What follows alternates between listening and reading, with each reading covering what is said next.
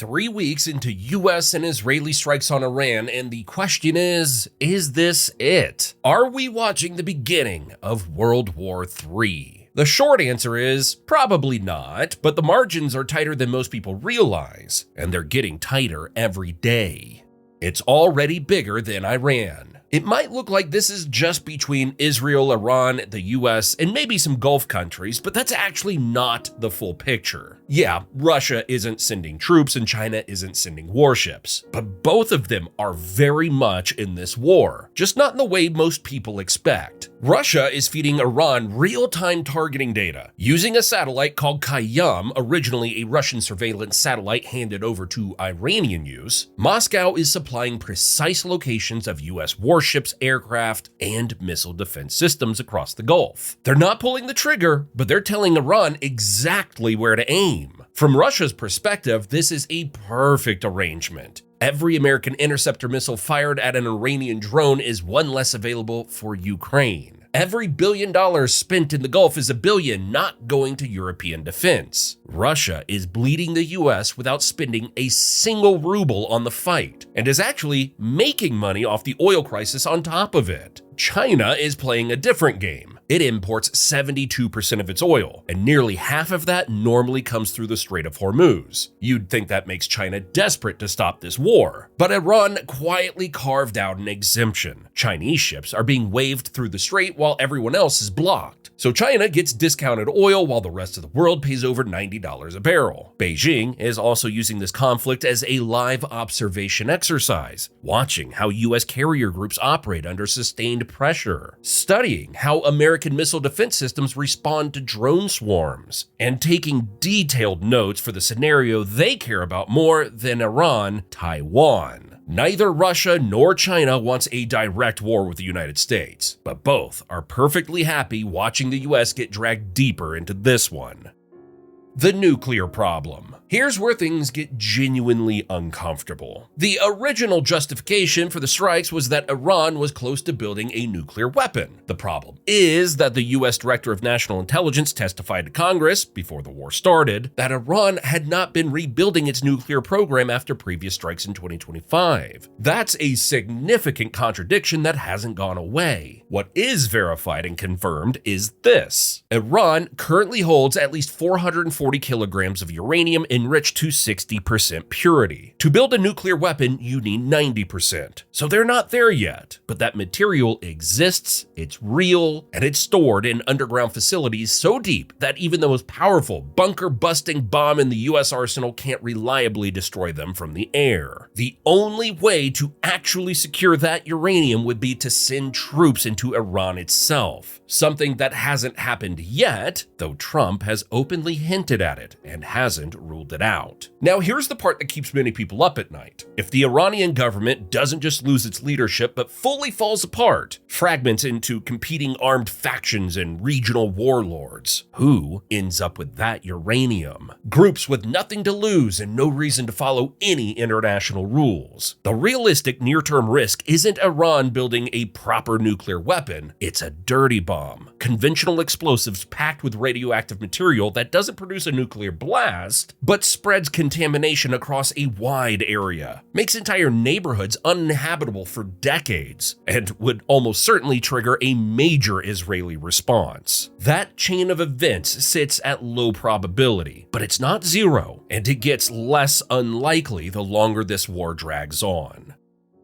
The economic weapon. It seems like Iran figured out early that it couldn't beat the US and Israel in a straight military fight, and its strategy certainly suggests it isn't trying to. Instead, it's using its geography to make this war as economically painful as possible for everyone else, betting that Western governments will eventually crack under public pressure before Iran runs out of mines and drones. It's working. Oil prices surged past $100 a barrel. Regular gasoline in the US jumped nearly $1 in a single month. Diesel crossed $5 a gallon, hitting logistics and transport companies hard. Oxford Economics ran the numbers and found that if oil stays at an average of $140 a barrel for just 2 months, parts of the global economy would tip into a mild recession, though the US would likely avoid one. Analysts at TD Securities projected prices could move north of $150 a barrel, while firms like Rystad Energy have warned crude could hit $200 a barrel if the conflict is prolonged. For the average American household, the Stanford Institute for Economic Policy Research projects an extra $740 spent on gas this year because of this war. Pantheon Macroeconomics estimates that higher fuel costs are cutting household incomes by $15 billion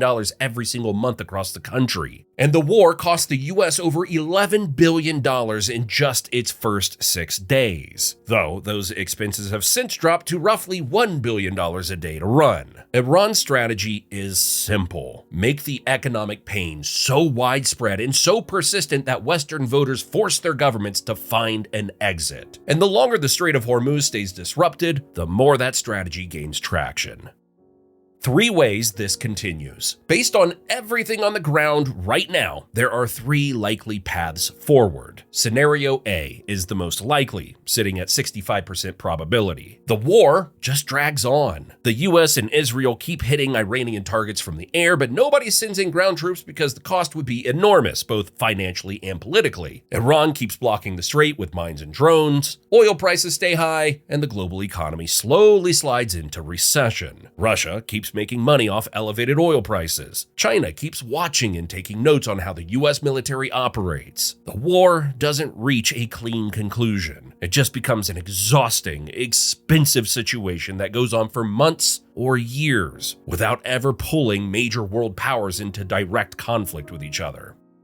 Scenario B carries a 25% probability and ends with Western troops on Iranian soil. The bombing campaign works too well. Iran doesn't just weaken, the whole government falls apart completely. The country breaks up along ethnic and religious lines. Different armed groups start fighting over territory. And suddenly that 440 kilograms of enriched uranium is sitting in a country with no one in charge. At that point, the US would have little choice but to send forces in to find and secure those nuclear materials before they end up in the wrong hands. This isn't World War III in the traditional sense, but it would mean a large, open-ended Western military presence fighting multiple armed groups in a broken country. Sound familiar? And a refugee crisis big enough to overwhelm Turkey and spill into Europe, with consequences that would last for decades. Scenario C sits at 10% probability and is the actual World War III scenario. And here's the thing, it doesn't require anyone to deliberately decide to start a world war. It just takes one very bad chain of events. If it gets proven that Russian satellite data directly led to the deaths of a significant number of American soldiers, say helping Iran sink a US warship, the pressure on Washington to hit back at Russia directly becomes extremely hard to ignore. If Iran's blockade stops letting Chinese ships through, whether because the government collapses or because someone in the IRGC makes a reckless call, and Chinese oil tankers start getting hit, China's whole approach to this conflict changes immediately. A China that's running out of oil and facing economic chaos at home is a China that might send its navy into the Gulf. And any direct clash between US and Chinese forces would be very hard to contain. And if what's left of the Iranian regime facing complete destruction manages to put together and set off even a basic nuclear device, the rules that have kept nuclear weapons out of war since 1945 fall apart overnight. So, is this World War III?